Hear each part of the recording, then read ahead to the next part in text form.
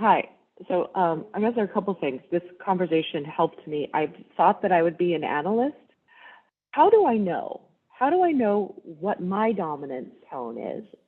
How I come across to other people? That's the first question. The second question is a practical situation from this week. Okay. You want the first question answered first? Yeah. So, what your personality type is as a negotiator is going to be what your reaction is when someone punches you in the face. So, if I were to come up to you and just punch you in the face, if your reaction is, holy crap, and I'm going to beat the hell out of you now because you just punched me in the face, you're an assertive.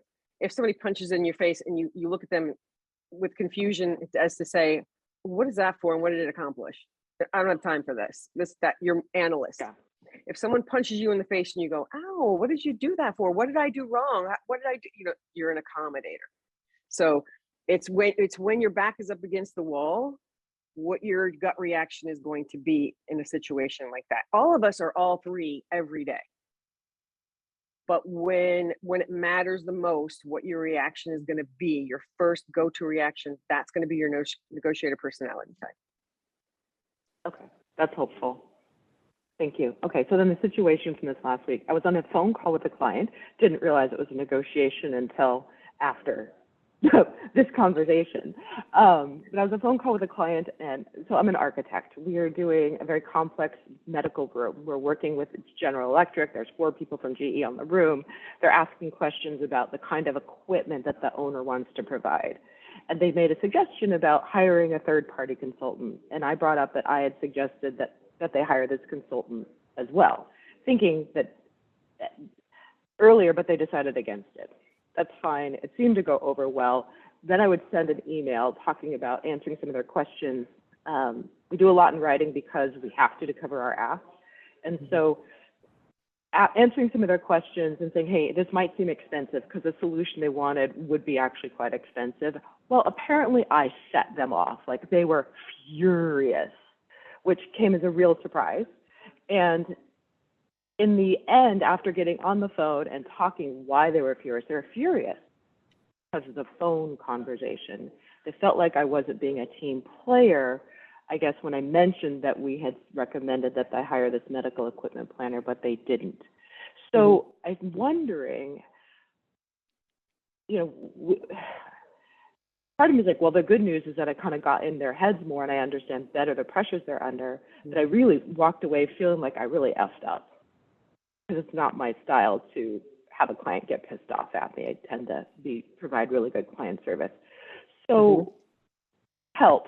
I don't know what exactly the question is, but what could I do to not be in that situation in the future, I guess? Slow down a little bit. Think some before you say something, and always assume in that situation you are in a negotiation. Because if you're not in a negotiation, it won't matter. But if you are in one and you don't realize it, that's the most dangerous place you're in. Okay, most dangerous negotiation you're ever in is the one you don't know you're in. So if you go in assuming all the time that the other side wants something from you or needs something from you, you'll think about it in a different perspective. And you can save yourself from this. Remember, if you fall on the sword, it seems like I failed to understand what was happening, or it seems like I dropped the ball in the way I responded to this. Fall on the sword, because you'll get more respect that way. If you admit to them, you know what, I don't know what I was thinking, I don't know what was going on.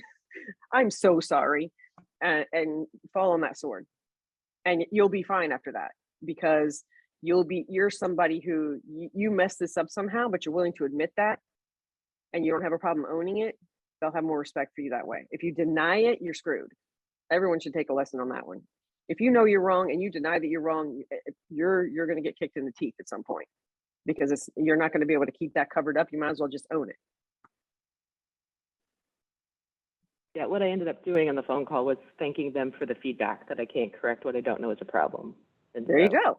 That was kind of how I handled that. But okay, this is really good. This helps me frame my mindset. Okay, every conversation is a negotiation with this client. Until you know it's not, because then you don't get caught off guard. Assume someone wants something from you on the other side all the time, and then you're not going to go wrong. If they end up not, then that's fine. But if they are, you don't get caught off guard. Thank you. That's very helpful. I appreciate it. Uh-huh. Remember, you don't get in life what's fair, you get what you negotiate. If you want to become a better negotiator, click the link in the description below. Okay, Ryan. Hey, I just want to say thank you, first of all, for the 60-second exercise. That I learned a lot by watching everybody else. Michael, a lot of things that we talk about make sense now, role playing. But did want to ask one thing. So right away, Troy, you come at them and we don't know this person, we don't know their name, we don't know anything about them. How would you, as a professional negotiator, what would your first response be to getting on the phone and having that blast come at you?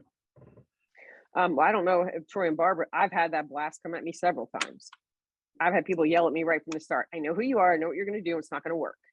And you're thinking, what the hell am I going to do with that? Okay, how do I handle that one? So once again, it's humility. It's giving them the illusion of control. It's saying, my name is Sandy. How did we get here today? What brought this about? Something. I don't ask them their name. I don't get them to problem solve. I first just listen to what they have to say, because right now their emotions are way up here. So in order for me to get anything logical done over there, I've got to get the emotions down. How you get the emotions down is you take the heat. Let them yell, let them scream, let them hang up on you, let them be ridiculous, let them do whatever they need to do to get all that out, because you can't deal with them. You can't problem solve. You can't help them in any way, shape, or form until they can hear you, and they can't hear you when everything is like this. If you keep in mind all the time, tactical empathy first, goals and objectives second, because if we went on the scene and talked to the bad guy inside, said, hey, you know what, we're out here, the police are out here, everything's tied up and closed down because of what you're doing, I'm really going to need you to just let those hostages go and come out and surrender. We're going to get slapped in the face hard. And it's going to take us time to come back from that, because at least we're kind of starting at an equal place when we first start on the phone. But if we make demands right off the bat, try to problem solve right off the bat, we're sending them right up and we're getting nowhere, because emotions are there. And until you address the emotions, they can't see the logic.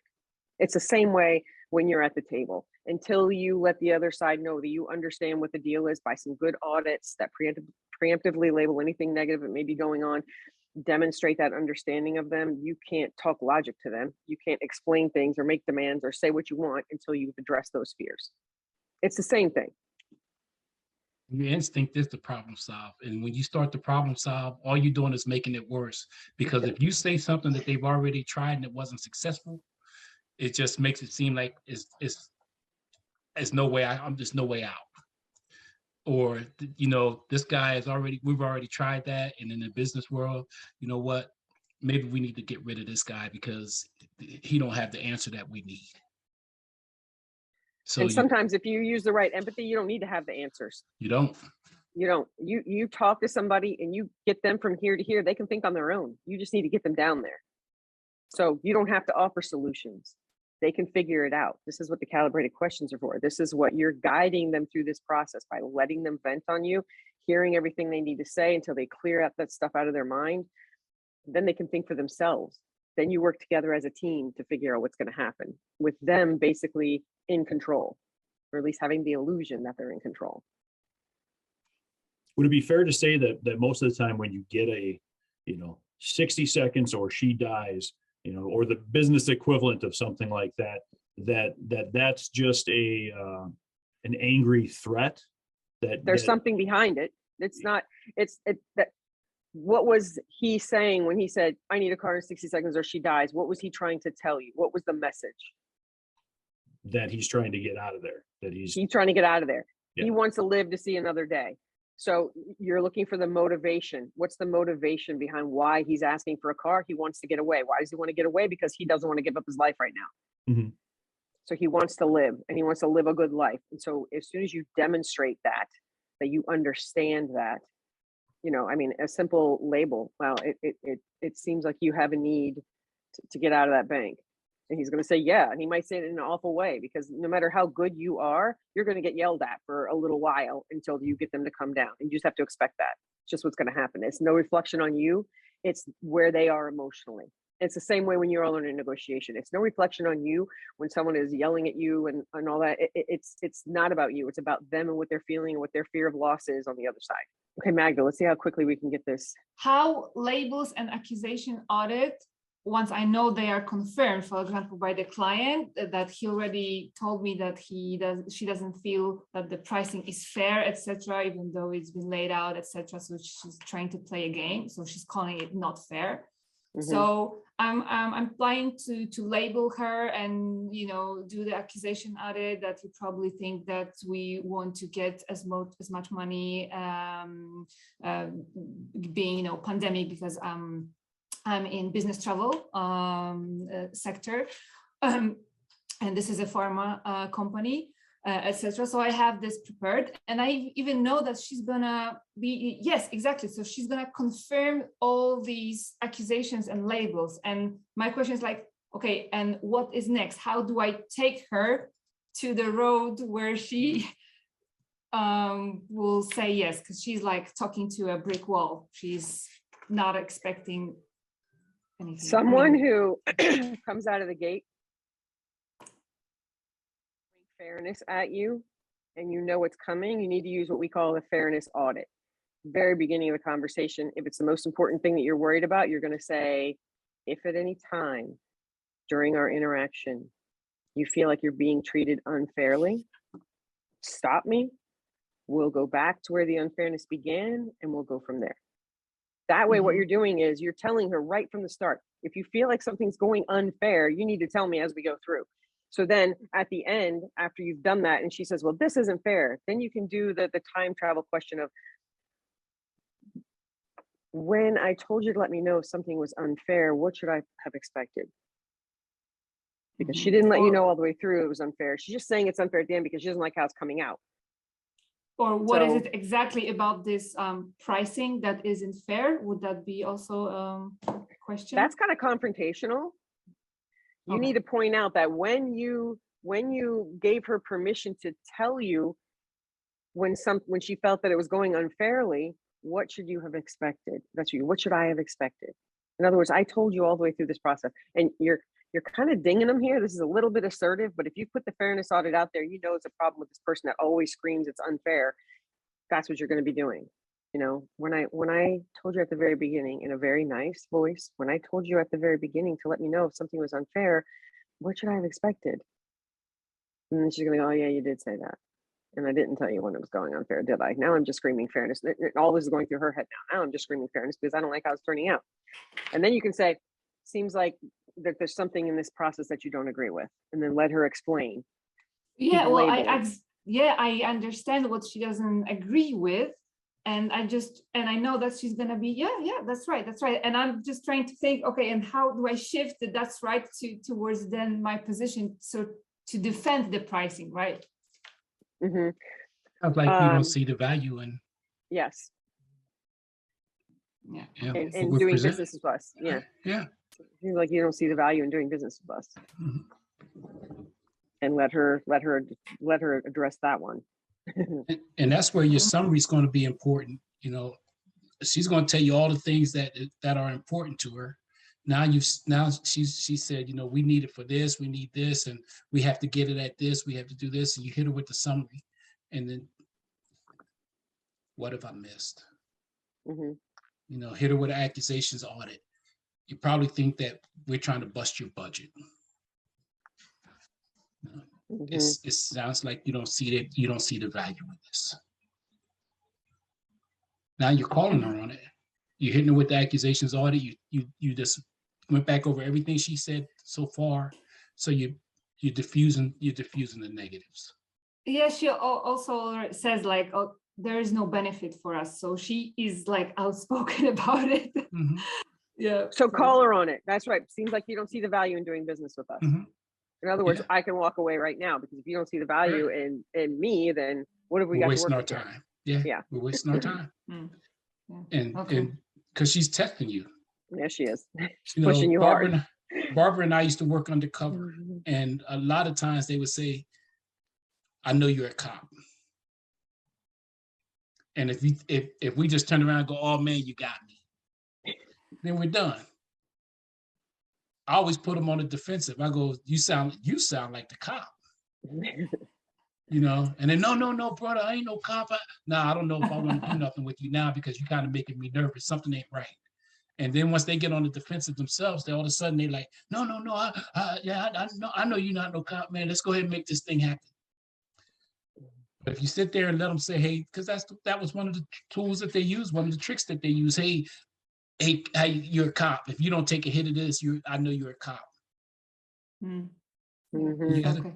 You have to listen to what they're saying, you know, summarize it, because they're going to tell you all the things that's important to them.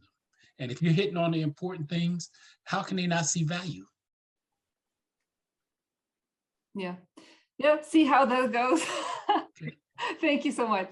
Okay, we're a little bit past time.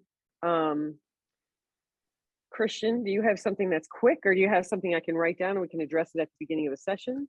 I leave that with you because we are after the time. So my question was, so I'm dealing with a couple of people in different organizations that are analysts, and they do not respond to calibrated questions. They don't like Nope. to answer them. Label instead. Analysts do not like to be asked questions. It doesn't matter how you put them, they don't like it. So come up with a label that takes the place of that calibrated question. Okay. If you're trying to ask them what next steps are, you know, how is this going to proceed? It seems like you have next steps in mind without asking a question. It seems like you may have a vision of where this is going to go or how this should proceed instead of saying, how are we going to proceed?